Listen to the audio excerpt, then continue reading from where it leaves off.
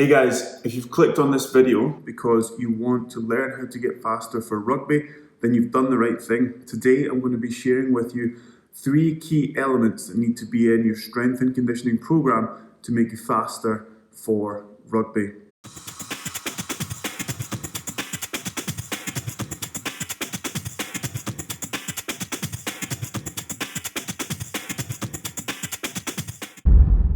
My name's Fraser. I train the Biella Bears out in Italy, and this channel is all about providing you with the information to get stronger, faster, fitter and more athletic for rugby. If you haven't already, consider subscribing if you find this video useful. Okay, without further ado, I want to get into the 3 key things that you need to know about. Now, I want you guys to think about these as diagnostics. Okay, so things that you can look at if you're trying to improve your speed. What area do you really need to work on? Now you can be and you should be working on these concurrently, okay, so all at the same time, but just depending on what you need the most is what you're going to prioritize, all right? So without further ado, number 1 is going to be relative strength. You need to be strong in relation to your body weight if you want to have good acceleration phase in sprinting, if you want to be fast off the mark, okay? So for example, if you're a 100 kilo player and you squat 100 kilos and that's your max, you will be faster if you can squat 200 kilos or 150 kilos, okay? Now you might come back with, well, I can't squat. That's fine. You can use any variation of lower body strength work. So trap bar deadlift, 2.2 times body weight. Back squat, we've said, 2 times body weight. Bulgarian split squat, 1.2 times body weight.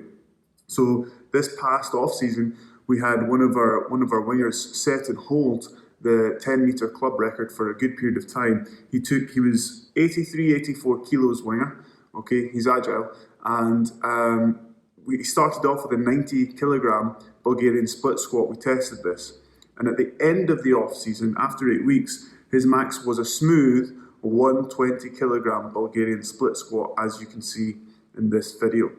Okay, so what does that mean? Why was he able to improve his Bulgarian split squat, his lower body leg strength and his speed? Well, we trained both concurrently. Okay, so he was getting that speed and explosive stimulus week in, week out, but by pushing up his lower body, his leg strength using Bulgarian split squats, it just affects his drive phase. It allows him to overcome that inertia quicker, allows him to put more force into the ground in order to run faster in the drive phase, that first 10 meters, which is crucial for rugby players, right? Especially in the forwards. There's also thought that if you can improve your acceleration, your first 10 meters, is going to affect you down the line as well. Now, there are different types of drills, skills and attributes you need that's going to affect your top end running to your drive phase, your acceleration, your start. But it makes sense that if you get faster over 10 significantly, then you're going to be faster as well over 30 more than likely. All right, depends on the level of athlete you are. So number 1, improve relative strength. It's a diagnostic. Like, are you relatively strong? Can you walk up to a trap bar and pull 2 times body weight? Then okay, you've ticked that list. Keep that, maintain that as you develop other qualities. If you're trying to work on speed, it's such an easy one to improve relative strength. Another example is a player that we have, an Italian sevens player who has a really good explosive profile. Okay, he's really fast over 30, but he's not fast off the mark. So I ran through the diagnostics, discovered that actually his relative strength isn't great, but it's so trainable that I know that we're going to improve his 10-meter time just by taking care of that. So he's now doing 140 on the trap bar for 3 in his working normal in-season sets. It's not really a big deal, whereas before his max was 150 kilograms. And we're already seeing him breaking his own barriers in 10-meter linear speed, but I'll be satisfied once he runs a 159 because I know that he has the potential to do that if we keep pushing his relative strength while training other attributes. So number 1 is relative strength. Number 2 is just as important. Okay, they're all very important. Number 2 is explosive profile. Okay, so if you're running your diagnostics and saying, yes, Fraser, I can do a 2 times bodyweight squat or a 1.5, or I'm strong enough, so where else am I potentially going wrong? Where else can I really make some big gains and get big bang for my buck? And that is training the explosive profile. So we're talking about ballistic things and maybe slow plyometrics, if I can start with that, which is things like counter movement jumps, box jumps, things where you're spending a fair bit of time on the ground, but you're trying to get as much height or distance as possible. Broad jumps, long jumps. How do you measure this? There's apps that you can get on the phone. There's the old school method of hand up and taking a counter movement jump, but it's just as easy using an app on the phone. So we tend to standardize it with hands on your hips, doing a counter movement jump, and that is just go down as far as you want to jump as high as you can.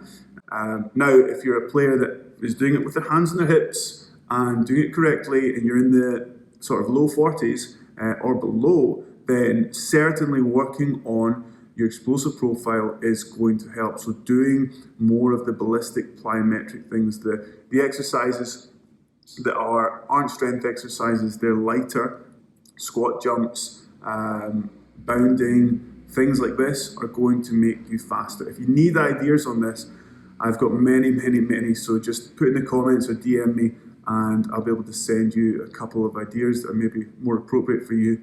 Okay, the second element to the explosive profile is the faster plyometrics. Again, if I can use that term, so true plyometrics, things with a really fast stretch shortening cycle. So now you're talking about things like drop jumps, step jumps, things where maybe hurdles, if you're using a low enough hurdle, or if you're just really good on the hurdles, things where you're touching the ground and then you're off.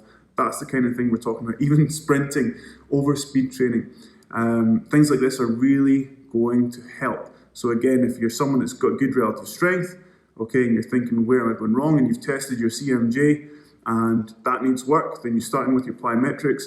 If your CMJ is actually pretty good, then you're looking at reactive strength index. So it's a very, very similar test. If you guys want more information on this, let me know, and I'll maybe do a whole video on reactive strength index. And that's the test for that is stepping off a small box, landing on the ground, jumping as high as you can, and you get a measurement off of that. So there's a metric for all of these. You don't have to do any guesswork.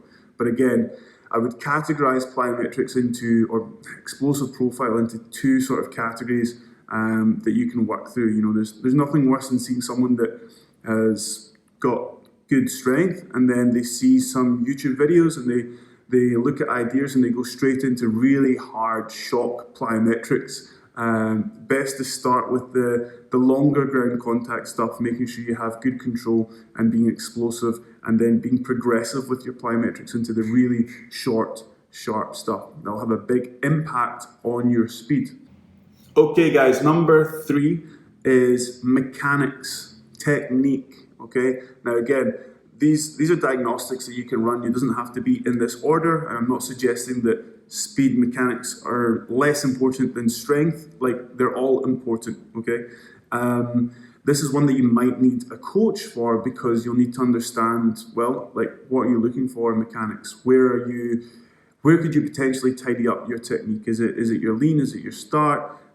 So on, so forth. So there are many drills to improve your running mechanics. It just depends what you need, okay? Think of it this way, like, if you're going into the gym and you want to improve the size of your pecs, for a really easy example, you would go off and do 4 sets of 10 on incline dumbbell press, or an exercise that works your chest, right?